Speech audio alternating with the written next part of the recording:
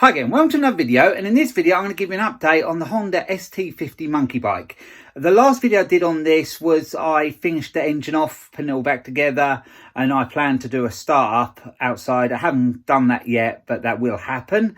But I have done a little bit of work on the actual bike in between. I've been stripping some parts off it, and I do have a few issues, so I'm going to turn you around and I'll talk you through what the issues are. So here we are, we have the monkey bike in front of us. It's on the lift and I have took the engine out. That's the engine I've been working on to put in it. The old engine is just over here. I've actually found out what that is originally from, and it's from a Honda S90. So quite a rare engine nowadays. You don't see many Honda S90s around, so that may have some value to it, that engine, because it did run and work. So yeah, maybe I had to recoup some money selling that, because I need to, because I've spent quite a lot of money on this monkey bike since the last video. So the problem I have is the engine that was in it, the one you've just seen, the Honda S90 engine, had different engine bolts. So someone has added that onto it. Shouldn't be like that. It should finish off there, and then the bolt goes through there. I think that's in the right place still, and that goes through there with the original engine, which is an original engine. This is an ST50 engine, and then it has one more down there, I think. Yeah, sort of there. Whether that's in the right place now for this engine, I'm not sure, but it should have one at the bottom and one at the top, not one in the middle. But S90 engine had 1, 2 and 3, so they have adapted the frame to fit that engine probably many years ago. So my job on the frame is to get rid of this. Underneath there I can feel some of the old well, part of how it should be, so I need to carefully take that off and get rid of that, then see if I can save what's underneath. Also, they've took some out there. It should have more material there, around sort of there, sort of thing. The frame number's under there, so we have that, so I can't sort of cut anything out there because that number has to stay. So we're right around there, and then it sort of goes around there. I've been looking at photos, but I've done something, it's cost me, but yeah, I've done something that's going to make it easier. I'll show you that in a sec. Down there, I'm not sure how wrong or right that is. And around the other side, it's much the same. I've been trying to work it out with pictures, but like I said, I've actually done something that I know I can use as a sort of template, or maybe parts from. So I'm going to show you what I've done now. What I've done is purchased a frame. You can see it goes like that. So there is quite a lot of material missing off the other one. It's all around there. That is a bit different as well. So what I'm going to try to do, instead of cutting the frame and using it for parts, this frame, I'm going to try not to, if at all possible. I'm going to use it just as reference. So I've got options. I can use it for parts and just use this for like panels, repair panels, or I can just copy bits off it and make them and weld them into the other frame. Not sure what I'm going to do. If I can do the second and just make the parts going from this as a sort of template, I can sell this frame, and yeah, I'll probably get most of my money back, because you can't seem to buy these very easy in the UK. This come from Belgium, so there was a bit of import tax on the purchase. I did also buy the footrests.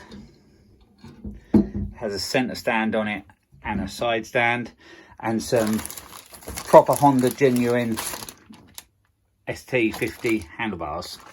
So yeah, the whole lot of it did cost quite a lot of money, but not ridiculous. Well, I didn't think so, but I didn't know what to do. I was scratching my head how it was meant to go. I was going by pictures, but to get it right, what I've done is going to help massively. So let's go back to the bike again.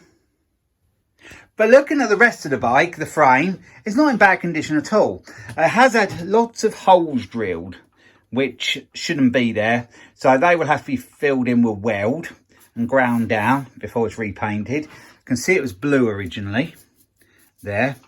And I know they did these in that blue. I wanted the ruby red colour. It's quite a nice colour. That's the colour I want it in. Yeah, that's the colour I'll go for. And it'll have silver wheels and silver mud guards. I am still short for quite a few bits to make this original. That is all wrong at the back end. This shouldn't have that little toolbox there. Not like that. And the light is wrong as well. And then brackets are wrong and the rack is wrong. So all of that will have to be replaced when I do the full restoration on it. But my plan is, for the moment, to get where the engine hangs right, and down here right, if I have to change anything, and the other side if I have to change anything there. And then put this engine in it, the one I've been working on, and then get it on the road, because this is MOT and tax exempt. I've only got to insure it, and then it can be used, and I can try it out like that. So what I'm going to do is get all this part of the frame correct, and then probably just put it in undercoat, red oxide or whatever. But once it's done and the metal's all back in place how it should be, I know I've sorted that. And then going forward, I'd strip it back down again and sandblast it and then paint it. But at the moment, I just want to get everything sort of right on it so I know where I am with the project. At the moment, I'm quite a way out with the frame, so that's why I bought the other one as a reference. I mean, I don't know anybody's got one of these, otherwise I could have looked at theirs, but to be honest, I've never ever seen one in the flesh.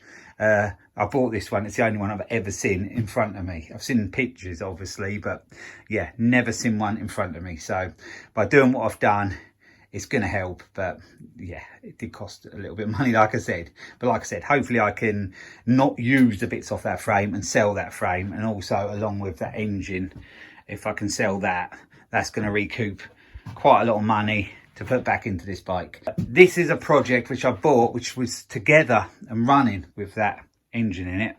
But it just goes to show you can buy them, or they seem okay. But when you want to put them back to original, when they've been modified, it is quite costly. It's better to have one all original in worse condition, because then you haven't got to go chasing around for parts and trying to fix bits what other people have altered and things like that. But anyway, I've got it. I'm going to sort it because that's what I do. I want to put it back to original. I don't do much customized stuff. I might do that with another motorbike I have. I fancy doing a cafe racer on one bike I have, but that's a more modern thing. This is an old 1971, and I think it should be back to original condition, and that's what I plan to do. So I just wanted to update you on this one and just sort of tell you the way I've gone to sort this frame problem out. I think I had mentioned it before that the frame had been altered, but everything else on the frame is as it should be. All round there it's just at the bottom part from where the engine sits. I think it's all okay around there, how it should be. Like I said, some holes have got to be welded in. It's all good round there. I did put one of the new handlebars on there. You can see someone had cut the old one and welded it to have them shorter. I am going to have to purchase the proper throttle for it because I haven't got that. I think that is correct, that high and low beam switch, but they're wrong. I think some of these have just come off that old Honda S90, and I should have known the engine come off the Honda S90 because the badge on here says Honda S90 on it. So they basically, I think, broke a old one of them, but probably in the late 70s or 80s, and then used the bits on this. So yeah, that's what people do. So yeah, you can see what I've got in front of me work-wise to do on this to sort it out, but by having that frame, it's going to make things so much easier. So anyway, I'm going to leave the video there. I hope you've enjoyed this update of the Honda ST50, and I'll be along with more videos on this soon. So thanks for watching, and bye for now.